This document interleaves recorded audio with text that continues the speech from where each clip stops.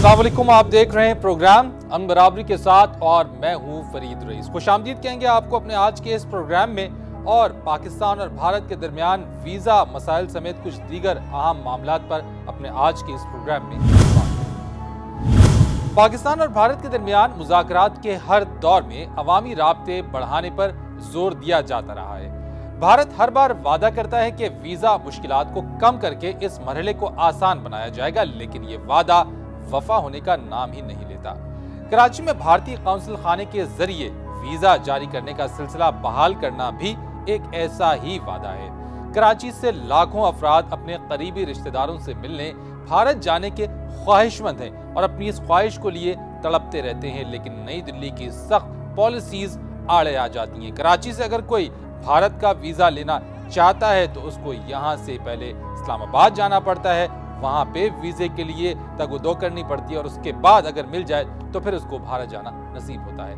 बहुत सारी पॉलिसीज हैं जो कि आड़े आ जाती हैं। भारतीय वीजा हासिल करने में इन अफराद को किन मुश्किलात से किस तरह की क़यामत से गुजरना पड़ता है, इसका जायजा ले रही है बिनिश सिद्दीका अपनी इस रिपोर्ट में। आइए देखते हैं। मेरी बहन बीमार है, लबो दम पड़ी है। मैं जब फोन करती हूँ जब भी कहती एक दफा आ जा।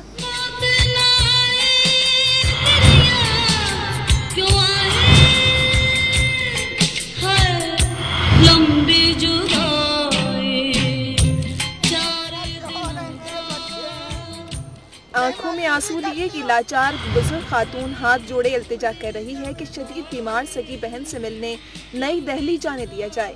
इनका भला होगा, इनसे हाथ जोड़ के कह रही हूँ मुझे वीजा दे दे। तुझे मिलन दी कोई आस नहीं रे, तुझे मिलन दी कोई आस नहीं रे। कराची की राबिया खातून के तमाम कागजात मुकम्मल थे, फिर भी भारतीय सफारत खाने ने वीजे की दरख्वास्त मुस्तरद कर दी। वजह ये बताई गई कि उसकी आमदनी 25,000 माहाना से कम है। घर घर झाड़ू पोछा करने वाली राबिया हैरान है कि इतनी आमदनी कहाँ से लाए। जब भी जाती हूँ रद्दी की टोकरी में डाल देते हैं, मुझसे कहते हैं जाओ। इस्लामाबाद जाना आसान नहीं है बेटा मेरी। 1,000-1,500 रुपये लगता है या नहीं लगता है, तो हम गरीब आदमी कहाँ से लाएं। मैं घरों में काम करती हूँ, झाड़ू पोछा भी करती हूँ, खाना भी पकाती हूँ। और ये है इलाहाबाद में पैदा होने वाली खातून जो 1992 में शादी के बाद कराची आ गई। वालिदैन से मिलने आबाई शहर जाना चाहती हैं तो वीजा मुश्किलात पहाड़ बनकर रास्ते में खड़ी हो गई। मेरे अभी बल्कि फादर की डेथ हुई है अप्रैल में। मैं अपनी मदर के पास जाना चाहती हूँ, बिल्कुल अकेली हैं, लेकिन मुझे बहुत प्रॉब्लम हो रही है वीज़े में। और ज़ाहिर है छुट्टियाँ ख़त्म हो रही हैं, अब मुझे इन्हीं छुट्टियों को अवेल करना है, इसी में ही जाना है। मिलने से पहले भारतीय वीजा फॉर्म में कई शर्तें नाखून चने चबवाने वाली हैं। आमदनी 25,000 से ज्यादा हो, आला भारतीय अफसर से स्पॉन्सरशिप सर्टिफिकेट और शनाख्ती कार्ड के अंग्रेजी तर्जुमे की दस्तावेज वगैरह। स्पॉन्सरशिप सर्टिफिकेट लेने के लिए पाकिस्तान में रहते हुए किसी आला भारतीय अफसर से राब्ता कितना मुश्किल है, ये कहने की बात नहीं। फिर गरीबों के लिए 25,000 आमदनी और मुनासिब बैंक बैलेंस की शर्त पूरी करना तो तकरीबन नामुमकिन है। थक के खा रहा हूँ, तकरीबन 4 महीने हो गए, वीज़ा नहीं मिल रहा। रिक्शा ड्राइवर भी 700-800 रुपये रोज कमा लेता है, लेकिन स्टेटमेंट नहीं है उसके पास, बैंक में जमा नहीं कर सकता। और बहुतों की जो ज़्यादातर लोगों की 25,000 रुपये आमदनी नहीं है। दिल्ली सरकार का दावा है कि भारत में पैदा होने वाले 60 साल से ज़ायद उम्र के पाकिस्तानियों के लिए वीजे में रियायत दी जाती है, लेकिन राबिया खातून की बिफ्ता इस दावे की कलई खोल देती है। जो पैदा भी भारत में हुई और उम्र भी 60 साल से ज्यादा है, उसके बावजूद उन्हें वीजा देने से इनकार कर दिया गया है। भारत हर बार वादा तो करता है कि वो वीज़ा मुश्किलात को कम करके इस मरहले को आसान बना देगा, लेकिन कराची में लाखों अफराद अब भी अपने प्यारों से मिलने के लिए भारत जाने के ख्वाहिशमंद हैं, लेकिन नई दिल्ली की मुश्किल तरीन पॉलिसियाँ हमेशा उनकी ख्वाहिश के आड़े आ जाती हैं। बिनिश सिद्दीका, आज न्यूज़, कराची। नाजरीन, वीजा के हवाले से पाकिस्तानियों के साथ भारत का रवैया इतना जानिबदाराना है कि इसकी जद में अमरीकी पाकिस्तानी भी आ जाते हैं। अगर कोई अमरीकी पाकिस्तानी भारत का वीजा हासिल करना चाहे या अगर वो ख्वाहिशमंद है कि उसको भारत का वीजा मिल जाए तो उससे ये मुतालबा किया जाता है कि वो पाकिस्तानी शहरियत को तर्क कर दे।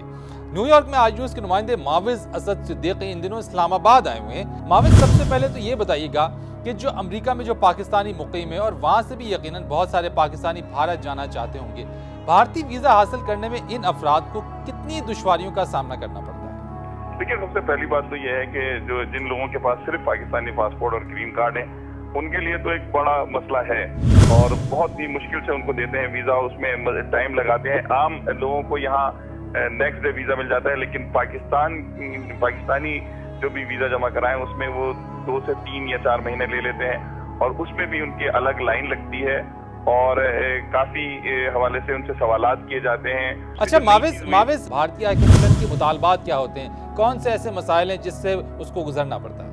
उसमें ये है कि उनसे मुतालबा किया जाता है कि अगर आपको जल्दी वीजा चाहिए तो आप अपनी पाकिस्तानी सिटीजनशिप को कैंसिल करें, और जिसमें ऐसे लोग जो पाकिस्तान से यहाँ 30-35 साल से मौजूद हैं, उनकी पैदाइश भी इंडिया में हुई थी लेकिन वो पाकिस्तानी शहरियत रखते हैं, तो उनसे सवाल ये किया जाता है आपके पास है तो पहले कैंसिल करके लाएं और उसके बाद पाकिस्तानी सिफारत खाने की जानिब से वो कैंसिल शुदा शहरियत वो दिखाएंगे तो उनको वीजा लगेगा। अच्छा माविज, अब उन पाकिस्तानियों की तरह बात कर लेते हैं कि जिनके पास सिर्फ पाकिस्तानी वीजा है, अमेरिका में रिहाइश इख्तियार की हुई और उनके पास ग्रीन कार्ड है, उनके पास अभी नेशनैलिटी नहीं है, अमेरिकन पासपोर्ट नहीं है। मैं आपसे पूछना चाहूंगा कि जब इस तरह के अफराद, इस तरह के पाकिस्तानी अमेरिका से भारतीय वीजे के लिए अप्लाई करते हैं तो उनकी मुश्किलात क्या सेम ही है या उनको उससे ज्यादा मुश्किलात का सामना करना? नहीं, उनको तो उससे ज्यादा मुश्किलात का सामना पड़ता है।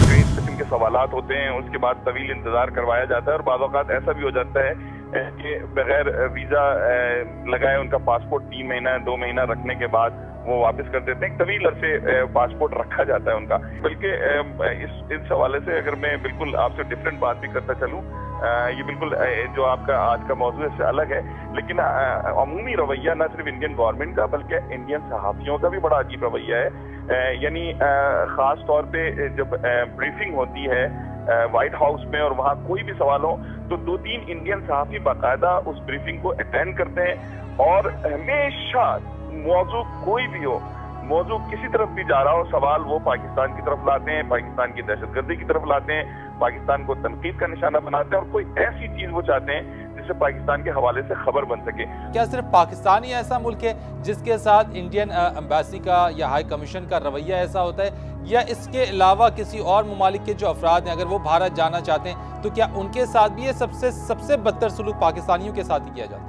इस हवाले से सबसे बदतर सलूक पाकिस्तानियों के साथ किया जाता है। उम्मीद तौर पे आपने ये भी नोट किया होगा कि न सिर्फ ये बल्कि अमेरिकन मीडिया और गुज़िश्ता दिनों जो कुछ हुआ है उसमें जो कुछ पाकिस्तान के हवाले से आया उसका भरपूर फायदा उठाते हुए इंडिया की पूरी लॉबी जो है पाकिस्तान के खिलाफ वहाँ सरगर्म अमल है। बहुत शुक्रिया आपका माविज असद सिद्दीकी। और हम यही कहते हैं कि जब ताल्लुकात को मज़बूत अंदाज में आगे बढ़ाने की कोशिशें की जा रही हैं तो उसमें इन तमाम मामलात को भी हल करना बहुत ज़रूरी है और यकीनन जब तक पीपल टू पीपल कांटेक्ट और जब तक इस तरह के मसाइल हल नहीं होंगे तब तक मामलात मज़बूत तरीके से आगे बढ़ाने में बहुत मुश्किलात का सामना करना पड़ेगा। हम बराबरी के साथ में मज़ीद इशूज़ के ऊपर भी बात करेंगे, एक ब्रेक लेंगे। Stay tuned.